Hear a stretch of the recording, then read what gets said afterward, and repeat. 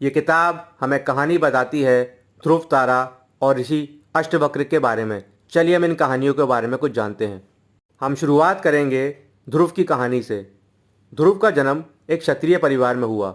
उनके पिता थे राजा, जिनका नाम था राजा उत्तनपाद, और उनकी माँ का नाम था सुनीति। हालांकि राजा उत्तनपाद की एक दूसरी रानी भी थी, जिनका नाम था सुरुचि, और इनका जो पुत्र था उसका नाम था उत्तम। और राजा जो उत्तनपाद थे वो कुछ ज़्यादा प्रेम किया करते थे रानी सुरुचि से। और जो रानी सुरुचि थीं वो न केवल ध्रुव के साथ पक्षपात किया करती थीं, बल्कि उनका यह मानना था कि उत्तनपाद के बाद गद्दी पर उत्तम बैठेगा, ना कि ध्रुव। और एक बार तो रानी सुरुचि ने ध्रुव से यहाँ तक कह दिया कि तुम जाओ अपने भगवान नारायण के पास और उनसे वरदान लेकर आओ कि जब तक तुम मेरी ही कोख से वापस पुनर्जन्म नहीं लोगे, तब तक तुम्हें वो अधिकार प्राप्त नहीं होंगे जो उत्तम को प्राप्त हैं।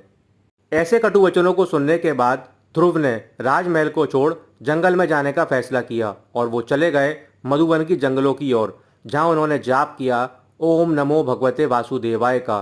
कई महीनों तक वो उस मंत्र का जाप करते रहे। इतना कठोर तप किया ध्रुव ने कि खुद भगवान श्री हरि विष्णु को उनको दर्शन देने आना पड़ा।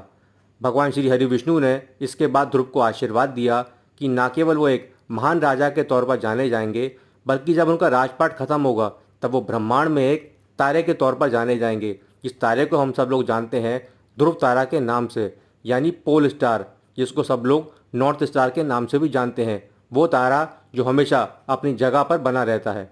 अब हम जानते हैं ऋषि अष्टवक्र की कहानी के बारे में। अष्टवक्र का मतलब होता है जिसका शरीर 8 जगह से डिफॉर्म्ड हो, यानी 8 जगह से मुड़ा हुआ हो। ऋषि अष्टवक्र के जो पिता थे उनका नाम था ऋषि कहोदा। और ऋषि कहोदा एक बार वाद विवाद की प्रतियोगिता हुई थी मिथिला में राजा जनक के यहाँ। वहाँ पर वो बंदी नाम के ऋषि से हार गए थे और हारने वाले को सजा ये थी कि उसको नदी में डुबा के मार दिया जाएगा। वही हुआ ऋषि कहोदा के साथ, और इस समय तक अष्टवक्र का जन्म नहीं हुआ था। हालांकि ऋषि अष्टवक्र ने एक बहुत ही छोटी सी आयु में पूरे वेदों का ज्ञान हासिल कर लिया था, और जब उन्हें पता लगा अपने पिता की कहानी के बारे में, तब वो खुद मिथिला गए ऋषि बंदी से वाद विवाद करने के लिए।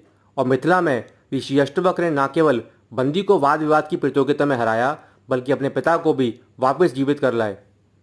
ध्रुव और अष्टवक्र की कहानी से हमें यही सीखने को मिलता है कि एक छोटी सी आयु में ही अगर हम कठोर परिश्रम और ज्ञान की प्राप्ति कर लेंगे तो हम जीवन में कुछ भी हासिल कर सकते हैं, जैसे ध्रुव तारा ने किया और ऋषि अष्टवक्र ने। मैं आशा करता हूँ इस वीडियो से आपको कुछ नया सीखने को मिला होगा। अगर ये वीडियो आपको अच्छा लगा हो तो उसको आप लाइक कर सकते हैं, शेयर कर सकते हैं, कमेंट सेक्शन में अपने व्यूज़ भी साझा कर सकते हैं, और मेरे इस चैनल को सब्सक्राइब भी कर सकते हैं। वीडियो देखने के लिए आप सभी लोगों का थैंक यू।